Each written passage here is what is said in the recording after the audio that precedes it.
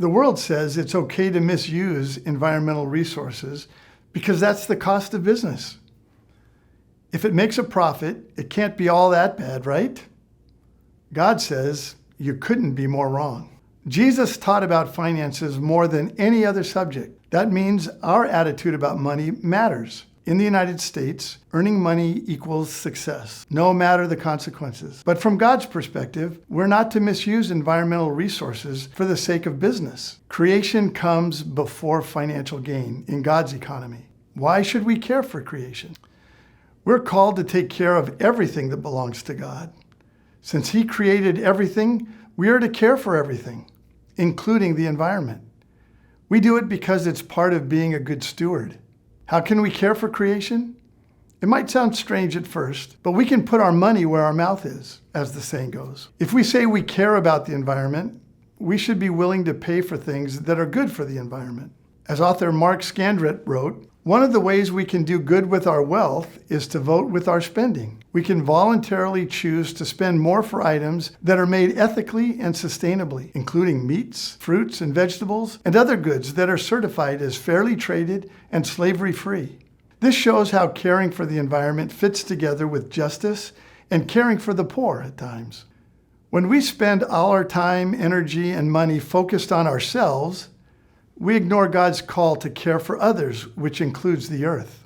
So voting with our money is a good way to make a difference. But there are many changes we can make and steps that we can take that will make a big difference too, especially when more and more people make the changes. Here are a few. Don't ever litter. Never. And when you see litter, pick it up. Choose sustainable whenever possible. Reduce, reuse, recycle. Buy and use less stuff. Then, instead of getting something new, see if you can reuse something old. Upcycle it. Freshen it up. Then, when it's finished or you have finished with it, recycle it. For example, gently used clothing can be given to thrift stores.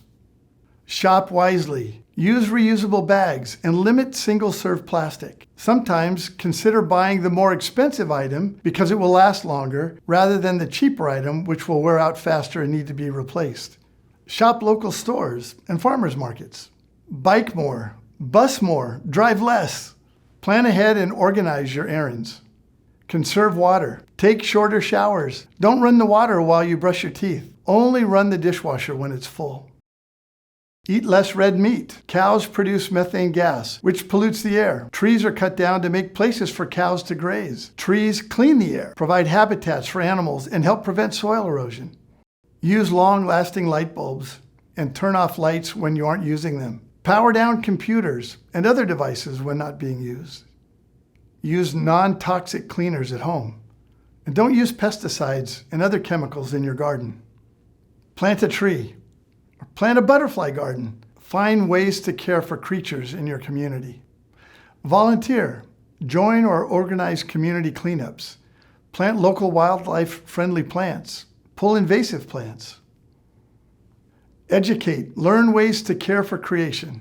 Then teach others. Many of the steps we can take and changes we can make are small. Sometimes God, the Holy Spirit, might challenge us to take financial steps or make lifestyle changes that are sacrificial, like the widow giving her whole livelihood in trust. This is between each of us and God. Do you dare to ask? Jesus came to redeem all things. Once we are saved, we believe the Holy Spirit can help us live holy lives.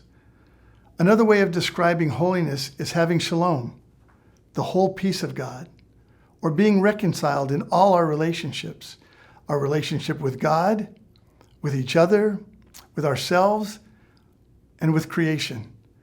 But when our relationship with the creation is still broken, it is the poorest and the most vulnerable who suffer the greatest consequences from environmental injustice. This means that creation care is our responsibility as redeemed, holy, and inclusive people.